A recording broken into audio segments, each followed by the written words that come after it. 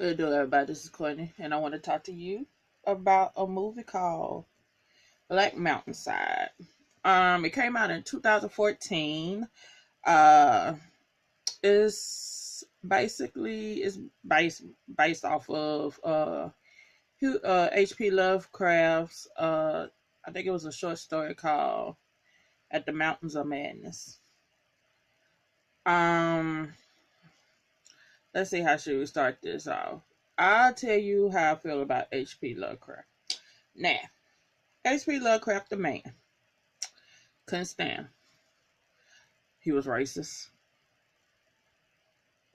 He had some terrible views about motherfuckers of color, and for those he deemed less than himself and shit. But I still love the man's craft. I love his stories. I'm a fan of his work. Now I could separate that from what type of motherfucker he was, and you know every horror writer, science fiction writer that is out now, and those who like the old heads and all this. So let's just say like Stephen King and what Ramsey Campbell or whatever. They gonna say that one of their influences was H.P. Lovecraft. I call him one of the forefathers of horror. Right along there with let's say Bram Stoker did Dracula and Mary Shelley, she did motherfucking Frankenstein. Yeah, so they kind of set the blueprint. But here I don't know why I want to say Huey P. Like I want to say Huey P in the news, forgive me y'all, but still. H.P. Lovecraft, he set down the foundation, set down a blueprint for to influence writers. And I ain't gonna lie, the works that I'm working on, it is influenced by his motherfucking craft. But stand the man, like the man, his works live on. That's what happens when you're a writer and you leave a legacy.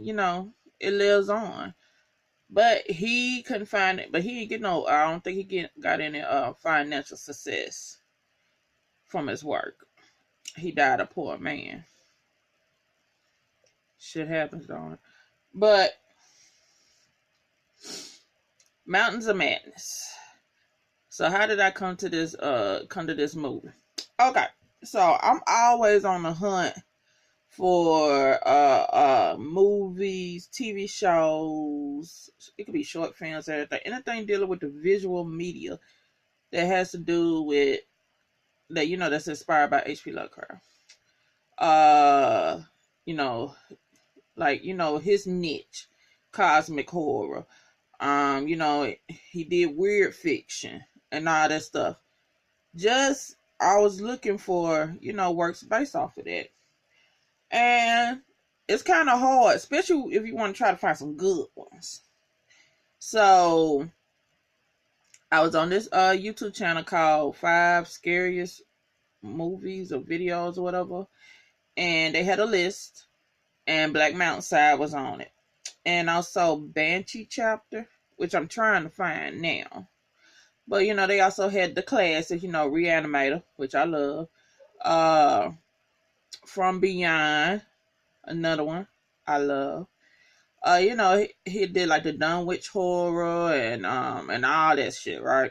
So when he was showing clips from the Black Mountainside movie, I looked at it. I was like, okay, all right, I'll give it a go. So it was on Amazon Prime. So I went on Amazon Prime, pulled it up, started watching. I freaking love this movie. It is good. They use whatever budget they had to make a solid ass thriller. To me. Now I ain't no professional critic or nothing like that. I just know what I like. And this movie right here, I like. I really did.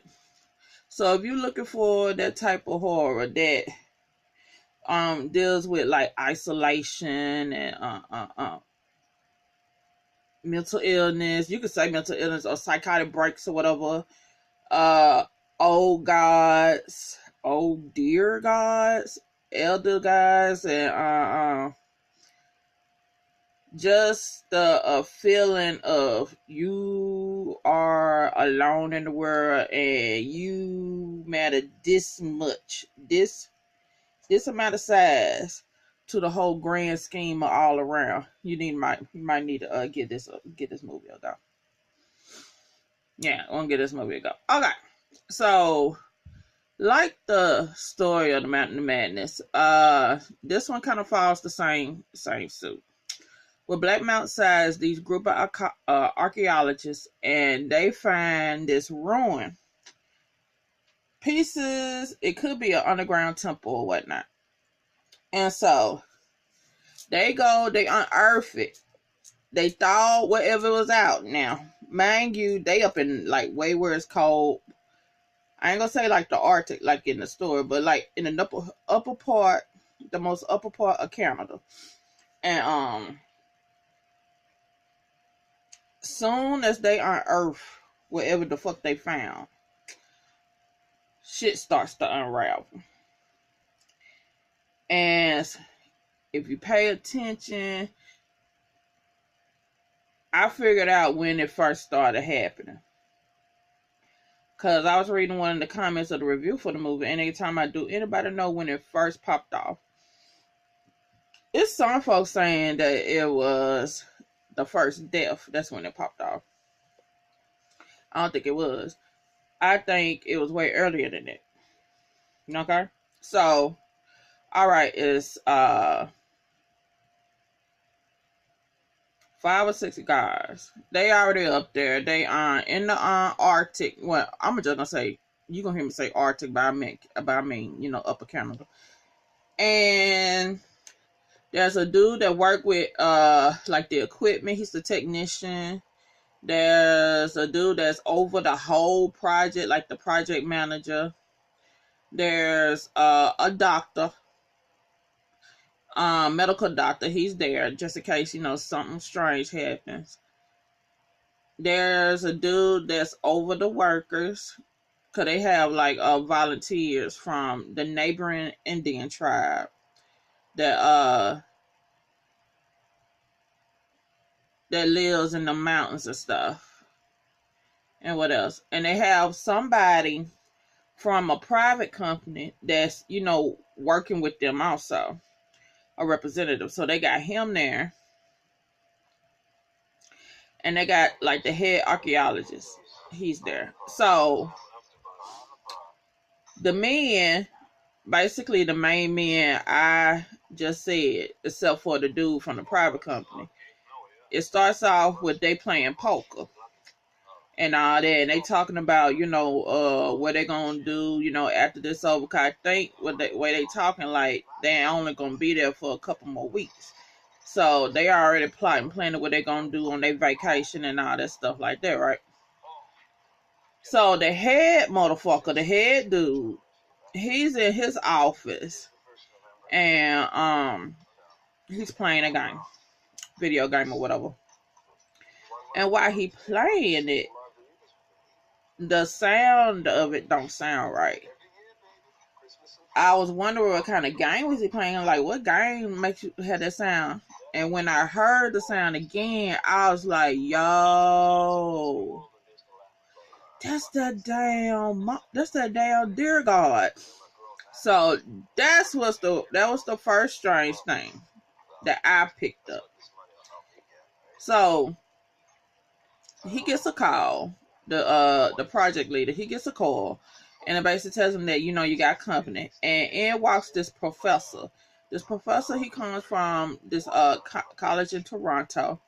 Basically, he represented the college to see how their project is going, so they could get more money for the excavation, whatever. Being that they've been out there for, I want to say, like they said, like 3 years or something like that. So they been out there. So they meet the dude, and he a little shorter statue dude. He got beautiful fucking hair. His hair so fucking thick and luxurious and all that stuff. So he's there. Each person, you know, they introduce themselves and all that stuff. That technician dude, he's kind of weary at he awkward acting in a way. So if you like, I done watched this movie a couple times, so I was trying to figure out, like, okay, do we get signs of whatever happened, who gets knocked off first or whatever. So during the course, they tell you the dates of what happened one day or what happened one day or whatever. It's basically over the course of a month. You see how these motherfuckers went from. You might well could say they friends, cause they've been working together since for years, until more than motherfucking enemies mental break take over within a month and all that. So the dude comes and the doctor, was it the doctor, the lead archaeologist, he goes, he introduces himself, he did a paper on him and yada yada boom boom whatever, and he takes some around to meet the private company dude and all that. And so in his office, he shows him this piece, like a pottery, and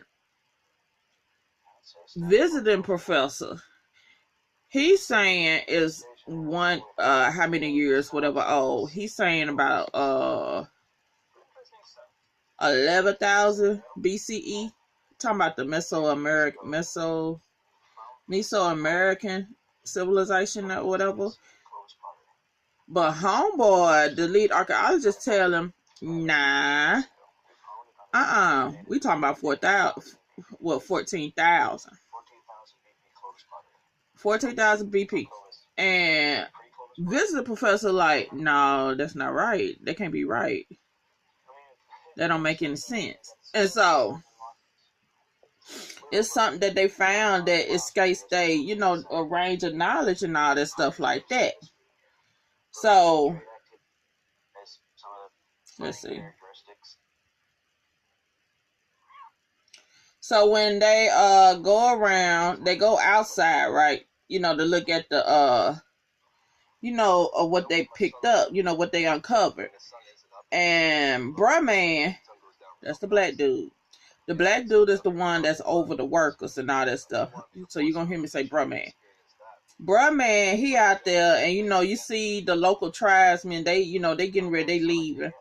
And the visiting professor like, how long do they work?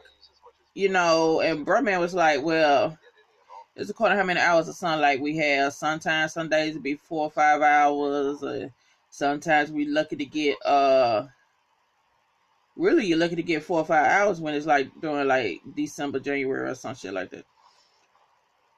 And basically says that the dog tribe, I do not want to fuck up that tribe's name, but the neighboring tribe and all that stuff said they do speak English, but they speak their native tongue amongst each other.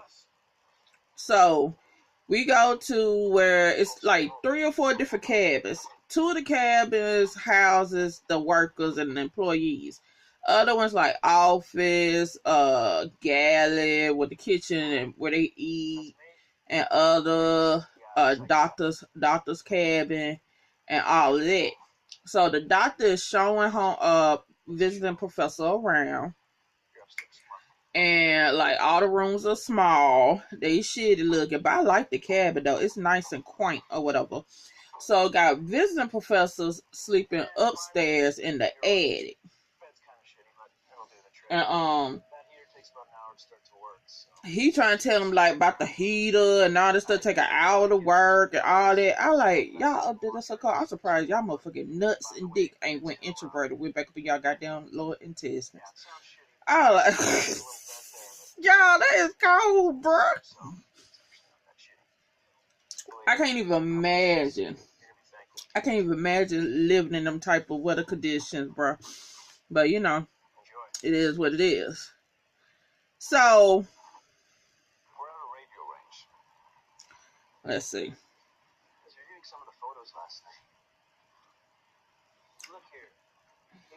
So lead archaeologist and visiting professor, they go out, you know, they talking and all.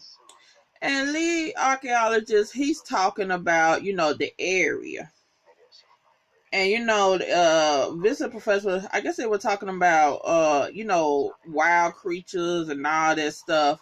And you know, bears and all that. And they said, you know, yeah, they do have something like that. But, you know, out towards that way or whatever, you got to be careful because they number bear traps laid out. And you can't find them because they under layers of snow. Remember that. You got to remember that. And when I first watched this movie and when he said that, it kind of bypassed me until it happened. I was like, yo, that's fucked up. So they in the galley part, in the kitchen part, you know, down the area. The cook is there. The cook, I forgot about the cook. The cook, that's another character. So the cook, he goes to tell him, listen, we got a milk, we ain't got no eggs, and all that stuff. So homeboy, the project leader, he goes and basically tells them, you know, tell the people that they get their supplies from, you know, they out. So on the jumps on the this beautiful thick furry cat jumps on the table and all that stuff. Remember that. So we figure out the first casualty of this motherfucking movie is the cat. So the cat is dead now. Where the cat died at, that's another clue. The cat died right by they excavated, you know, by where they had excavated. What the word? What kind of word is that, Jesus? But where they had uncovered that piece of that temple or whatever. That's where the cat motherfucking dead body was. And they, whoever killed that cat, they fucked that cat up. So they left the cat there. Hear me. This is me. Was that an offering? Was that an offering they were put toward whoever entity is out in the woods? That's me thinking. So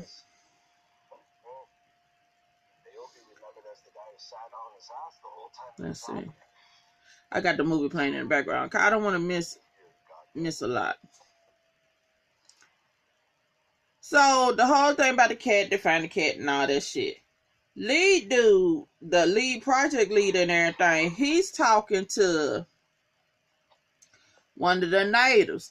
And the natives tell him, listen, it was McNaughton. Now McNaughton is the tech dude. He's the repairman or whatever. He fixes all the machines and shit. He said it was him. He the one killed that cat. And that's how you sure? And they said, yeah. Cause they like, cause homeboy native boy man was like, cause I seen him. We seen him kill the cat and put the cat right where y'all found the goddamn cat. And so they called, they radio McNaughton. And McNaughton like, he was so blasé about it, like, nah, I ain't do it, but I'm quite sure you can figure out who do it, who found out who killed the cat, dude. You know, I got faith in you, buddy. Whatever, like that. I'm like, really, bro? So that's the first fuck up. Next thing you know, who disappears? Let me see, let me make sure. Okay. So, I'm going ahead of myself. Dog rib tribe. Okay. So, everybody's in the comment area, and they trying to figure out what's going on, like what happened, why, what, yada yada yada yada. And then like, bruh man was talking about, different tribes, or I guess indigenous cultures, they have their own superstitions dealing with animals and all that stuff, which is true. So while they talking, homeboy from the private company, he's sitting there, he already was looking kind of pale and shit like that, wasn't looking all that kosher when we first seen him at the beginning of the movie. Next thing you know, he hurls blood on the motherfucking table. Luckily, the doctor dude was right beside him, checked his forehead, and said he ain't got no fever. So everybody looking like, what the fuck is going on? And so he give him some, give him some antibiotics and basically said that, you probably caught something and all that. And, he asked him, like, what did you eat? And, he ate everything at the same shit that everybody else ate. So it ain't that. So he, basically said, well, maybe you caught it from somebody. Some people could be carriers, but, they could be carriers, but they still be immune. And, you pass it on to somebody else, they not immune, and that's how, shit spreads. So, they go, and he go lay down. Now we get to the first disappearance. Who decides to disappear? The goddamn workers from the native tribe. Them motherfuckers went ghost. And so now they ain't got no workers and stuff like that. So they tripping off that. So Bruhman and Lee and Project Leader, they decide they gonna go and try to find them. Because it's the thing. You trying to tell me they just walked off to their deaths in the winter wasteland, snowy, icy, freezing as the fuck wasteland? That's basically what that's basically what happened. And you have to think, well, why would they do that? So when Bruhman and the Project Leader, they go one way following the map basically to their tribe, they finally realized that, hold up, they didn't go to their tribe, they went the other opposite direction through the winter wasteland and stuff like that. So they decided to come back because, hey, they probably dead. You know what I'm saying? They probably gone. So there's that. And so ever since this happened, you're going to see tensions start to unravel. And this is where you have to pay attention. Like, okay, well, who next then? Who next to pop off? So McNaughton, that's the tech motherfucker. He started doing, irritating shit. Working motherfuckers' nerves and all that. So I was like, you gonna be next? And then I wonder, is it like a sort of a pattern? So, we go. I'm trying to make sure.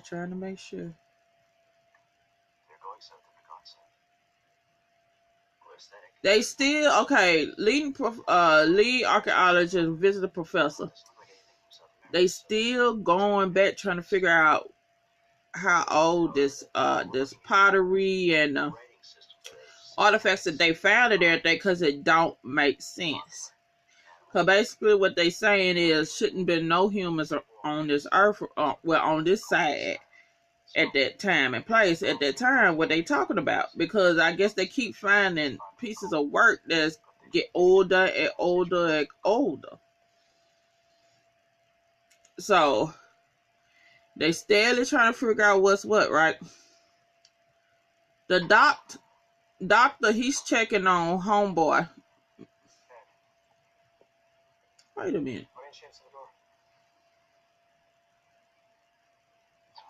I might have got the names wrong. Okay. Hold up. Let me check and see. I'm going to have to see. We're going to start saying McNaughton as a tech dude. Cause I think I might have messed these names up. We just going to say tech guy. And the private company guy. Cause I think I might have got the names mixed up. Yeah. So here's the first answer crazy. Lead professor visiting professor gets woken up and runs to the cabin, right? It's commotion. It is devil fucking station. One of the dudes, right, it's the one that got sick, y'all. It's the one that threw up blood. He is spazzing because up under his arm, you see shit moving and all that stuff. And he spazzing, he going, and everybody, all them grown ass men got to jump on this motherfucker to hold him still. Because they trying to figure out what the fuck is going on. So what they do is they have to cut his arm. They have to amputate his motherfucking arm. Because whatever it is moving up his fucking arm. So they had to amputate his arm, get a shovel or whatever, heat it up, and motherfucking seal in that wound. Like that. They gave him some morphine or whatnot. And he high and shit. And it's just crazy fucking shit. And so, after, it all died down or whatnot, project leader, the doctor, and visiting professor, they have words going back and forth because visiting professor is writing a report about what happened. He basically saying that y'all wasn't prepared and all that shit. And project leader said, hold the fuck up. Like we were gonna anticipate anything like that happening. We didn't know nothing like this was gonna happen. And stuff like that. But he said y'all had to cut this man's arm off with an axe. You had to seal up the wound with a goddamn motherfucking fireplace shovel. Fireplace scooper. Whatever the fuck you got that thing. And so they going back and forth. And practically like, well, okay then what? I guess you give us the money, we spend that money on a motherfucking CAT scan. And being that if it's jeopardized their money, then they ain't gonna have no money. They might have to be out there for some more years or whatever. And that is fucking up the bottom line. So it just keep getting worse, y'all. It keep getting worse. So, bruh man, you see him.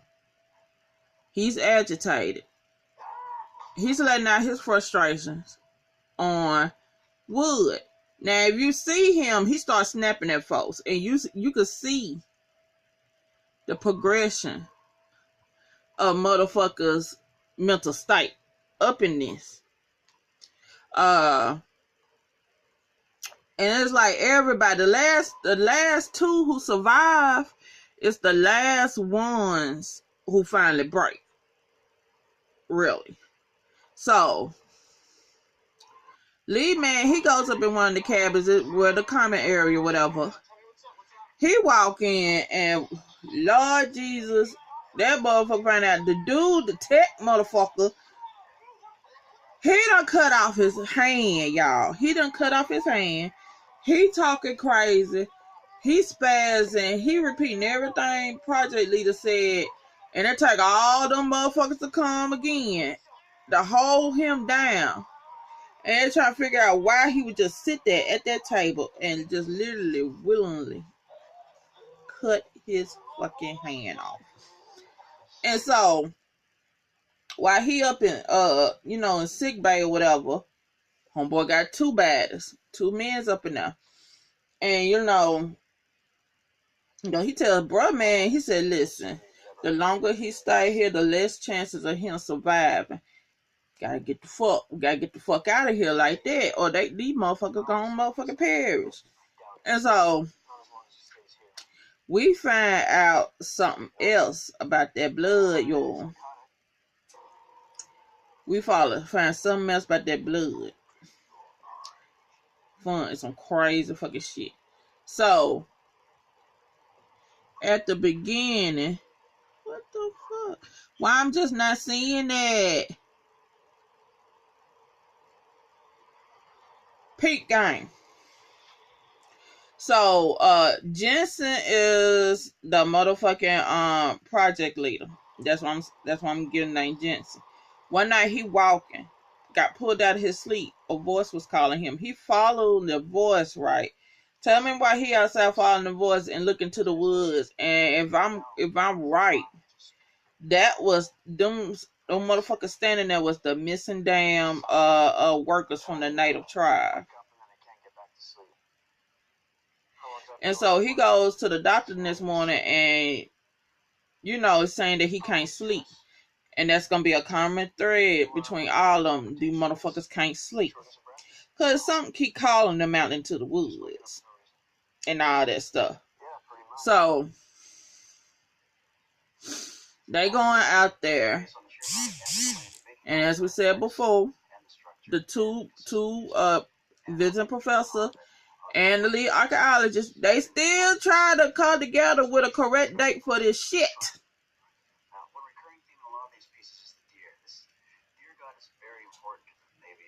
And so what they come with some conclusion talking about a deer god. And I'm gonna have to do some research on that because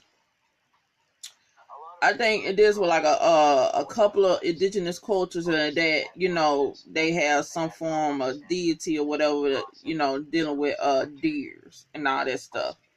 If I'm right, I might be right. If I'm wrong, let me know down below or whatever. But yeah. So basically we talking about, you know, got all, you know, the old pieces that have all that bacteria, germs and all that stuff. And just think,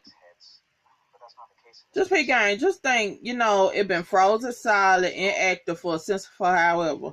And then some folks mess with it, unlock it, and it thaws out and it gets out into the atmosphere around people. So here's another thought. Could what they going through, what they slowly dissolving into madness, does it have something to do with the deity, the deer god, or is it, you know, biological, being that it's a virus or sickness or all of that from some old as time as motherfucking bacteria and germs? So you have to think of that. Is it biological or supernatural that's fucking with these motherfuckers? So, bruh, man, he goes to project director and he going off. He basically saying, listen, it's folks talking. They talking out the window. They conspiracy. They gonna try to motherfucker fuck over us. And he said, you gonna have to fix this shit. Get this shit together. Paranoia, y'all. Motherfucking noia. Listen. Fucking noia. Lead archaeologist dude. He in his room by the window. Somebody's calling to him. Somebody saying, look outside. Look. And where he's looking at is, you know, covered with you know, it's lighted up by light posts and all that fucking shit, right? And so he's steady looking. And you know, you can see he's like slowly crumbling and all that shit. Next morning, a death occurred. It's homeboy, McNaughton. We're gonna call him the tech motherfucker. The one that cut off, the dude that cut off his hand. He blew his head off with a fucking shotgun. And all the men, they just looking around like, what the fuck?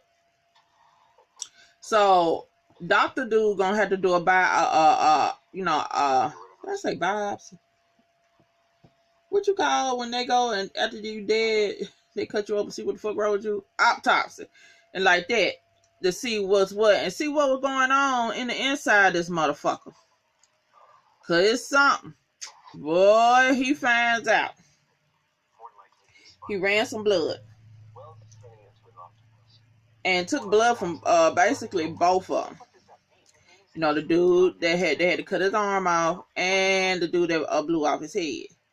Come to find out, in his blood was eggs of cephalopods, basically octopuses.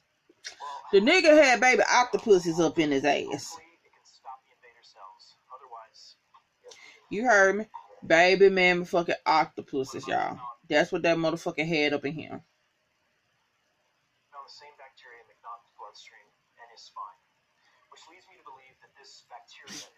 I'm looking like, how they get in there?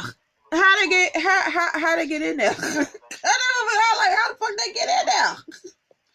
That's what he had up in him, y'all. That was driving him motherfucking caca.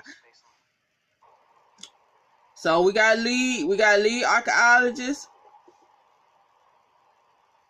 the dear God, or the virus is fucking with him. Calling out his name, yeah. Telling him to come here. Calling him by his name. So he goes into one of these cabins, y'all. There's a stag head up against the wall. The stag head is telling him, listen here, bruh. They think you gone mad. They think you motherfucking crazy. You know what you need to do? What? You need to fucking kill him. Kill him, bruh. Kill him. They think you motherfucking stupid. Now, mind you, you see the stag head moving and he looking at him and all that stuff, looking up at, all that shit. And so Jensen walks in and the stag head is talking about, kill him. There you go, kill that nigga. But he doesn't. So, but don't worry, he gonna show his ass. So we soon see to realize the dear God is taunting everybody. He's talking to everybody, pulling them out of their sleep and all that.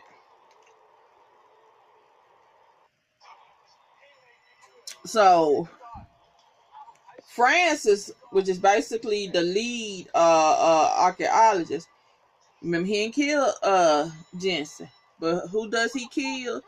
He killed the first dude that got sick, the one that had to cut off his arm. He kills him while in sick bay. And basically they all up in the sick bay with Francis and everything, trying to figure out what's going on and all like that. And he is talking out his head, saying, I want to go home. He told me to do it, yada yada this and yada yada that. Basically talking about the darn dear God. Basically talking about the dear God. So they go and they lock him in his room. So they go lock him in this motherfucking room, y'all. And I like, before I saw the end, I like, what the hell y'all gonna do? What the fuck y'all gonna do? Well, wait till cops come or whatever. So visiting professor is in the med lab with the doctor, but the doctor leaves. Now, mind you, there's the corpse of the dude that shot his head off, half his head off. That motherfucker starts talking to the visiting professor. Basically, it calls out the scientific name for what he got or whatever. But basically saying inside of you is millions of maggots, and talking about his species only breeds inside of humans and stuff like that. And homeboy, he gets up, he looking crazy. Like, what the fuck? And so the course is still taunting this motherfucking ass, y'all. And telling, basically telling you, like, I just put it up to saying, y'all all finna die. Y'all all gonna die here. And so what homeboy do, he gets a rifle and bashed up motherfuckers corpse's skull in. The doctor come and said, I'm finna give you some Xanax and some goddamn sleep pills, and for you to calm the fuck down. I said, you gonna have to lock that motherfucker in his room next. This is crazy. So tensions rise, it gets bad, and basically shit starts to pop off. It's toward the end of the month, y'all. And shit goes down. Bruh, man, it's over it. He done succumbed to the madness, y'all. He got a motherfucking rifle. He goes to the cabins and starts shooting everybody in the head. While he's shooting them, he laughing. It seems like he getting a release off of it. Like the weight of his world is off his shoulders. And that's what he does. The only people that's still surviving, him, Jensen, that's the project leader, and the visiting professor. Yeah. But if I remember right, who killed bro man? I think it was Jensen. I think the project leader killed bro man, killed him. So it was basically like Olsen had to go and try to get help or whatever. Jensen goes, finds gasoline and all that stuff, and goes and try to set the whole campsite on fire. And so the ghost, well, not the ghost, we finally see the deer god. And it's this big tall ass stag standing on his feet, on his hind legs and all that. He's taunting both of them. And it's funny how the way they set it up, because it kind of remind me of motherfucking The Thing by John Carpenter toward the end. Cause at the end it had the two men left and the thing in the John Carpenter, whatever. So there was this conversation that visiting professor had with the stag god. Visiting professor saying, "You're not a god. God is kind. God is loving." And and the stag basically laughed in his face. He said, "What makes you think your life have any significance to the grand scheme of things like that?" And he said he's been here ever since the beginning, and he gonna be here to the very fucking end. But when homeboy said God is a love, God is kind, God is forgiving, I said no, he's not. The truth, I was like, no, not really. I said, that's the God, that kind, love, forgiving God. That's the God that y'all created after y'all found out that old God was too goddamn gone. So to make y'all feel better for the bullshit y'all fucking pulled. That was me. So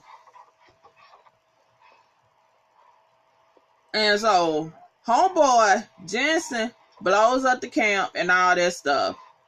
And then you hear the next morning, you see visiting professor running wide expanse of motherfucking snow and ice.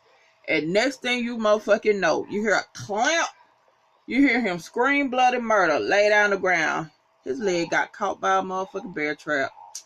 And that's how it ended. Nobody survived.